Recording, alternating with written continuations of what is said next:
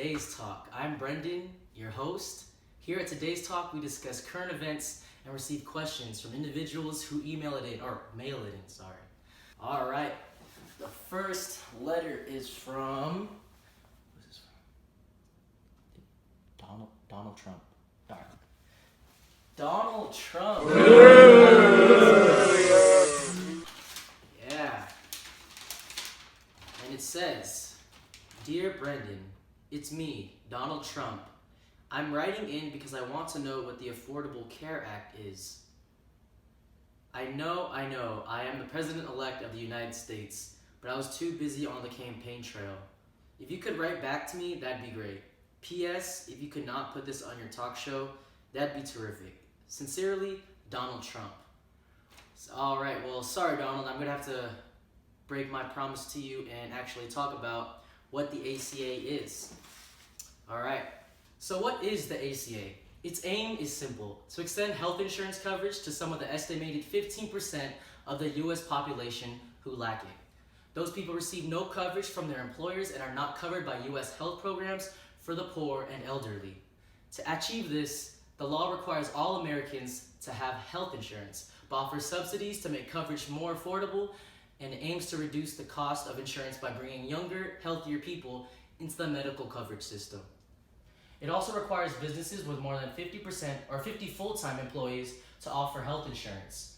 The law creates state-run marketplaces with websites akin to online travel and shopping sites where individuals can compare prices as they shop for coverage.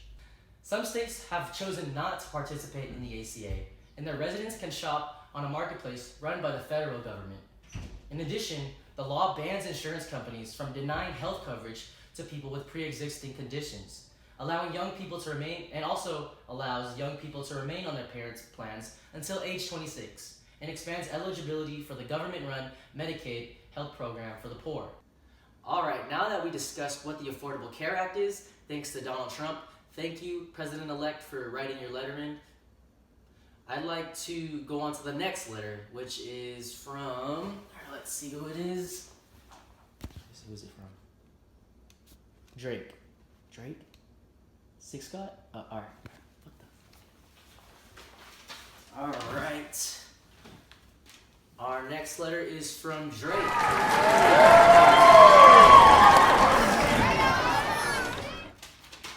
Wow. Okay. So, the letter says, Dear Brendan, it's your boy Drake. You know, the sixth guy. I was writing in because I heard about the ACA while I was on my Summer 16 tour and heard that not many people like it. Why is that? I heard it offers affordable healthcare insurance to people that are in need of it. Why is it viewed so negatively? Thanks in advance. P.S. I put some Summer 16 merchandise in the package I sent. Alright, thank you Drake for the merchandise and your questions. So for this question, I'd like to go into my next segment, which is a Powtoon segment, which is an animated short on answering your question, Drake. Alright, let's play the clip. Republicans say the law imposes too many costs on businesses, with many describing it as a job killer. However, since the implementation of Obamacare, jobs in the health sector rose by 9%.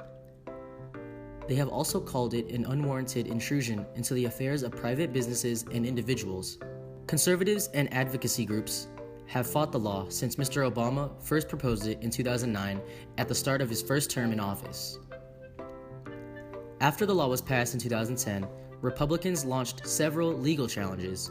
In 2012, the U.S. Supreme Court declared it constitutional. Meanwhile, the House of Representatives, controlled by the Republicans, has taken dozens of symbolic votes to repeal the law and forced a partial government shutdown over the issue. Republicans in state capitals have also sought to undermine it in various ways.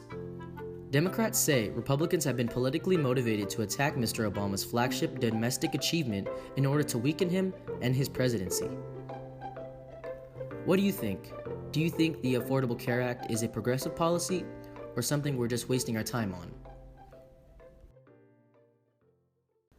Alright guys, now that we answered 2 questions, I think we have room for one more question. So let's receive the next letter, the last and final letter.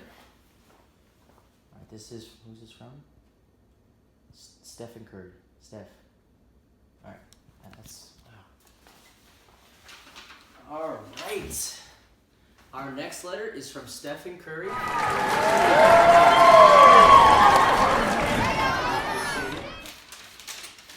Okay. Dear Brendan, hey, it's Stephen Curry from the Golden State Warriors. I wanted to know about Obamacare's flaws. Everyone points out that the ACA is so great, but there has to be some drawbacks, right? Thanks in advance. P.S. I packed a few jerseys in the mail for you guys. Consider it a little thank you from me. Sincerely, Steph Curry. Alright, we're gonna have to beat one moment. So to answer your question, Steph, there are flaws to the Affordable Care Act. As the law has been implemented, there have been certain sections that work better than others, and some that cause problems for these consumers. The Obama administration and Democratic members of Congress have tried to push through fixes that say they would alleviate these problems, but the Republicans say the flaws are evident from a failed program.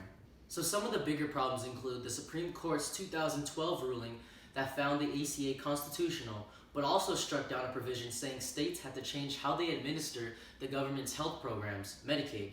Under Obamacare, states were supposed to expand the number of people who qualified for Medicaid, which had been reserved for the poor, and in return, the federal government would provide the states more funding. The courts said states could choose not to participate in Medicaid expansion. As a result, poor and working class families who didn't qualify for Medicaid find themselves having to pay for private insurance. So another problem with the ACA is that insurance companies are actually backing out of participating in Obamacare because fewer Americans than anticipated are signing up. That in turn raises insurance costs for everyone, which then further drives down the participation. For some middle-income Americans, the subsidies available for buying Obamacare policies are not generous enough, and then fines for not having coverage are too small to encourage them into actually enrolling in these plans. So another problem is that premiums are to rise by an average of 25% in 2017. This increase was predicted at the start of the law, and government subsidies to help pay for insurance will also increase. But those who should be covered by the Medicaid expansion are not eligible for those subsidies. Alright, it looks like we're just about done and out of time. I'd like to thank the audience in the back for being such awesome people. I'd like to thank those watching at home for watching the first episode of today's talk. I'd also like to thank Steph Curry, Drake, and Donald Trump for sitting there and asking questions. And this has been Brendan Nicholas with today's talk, and I'll see you guys next time.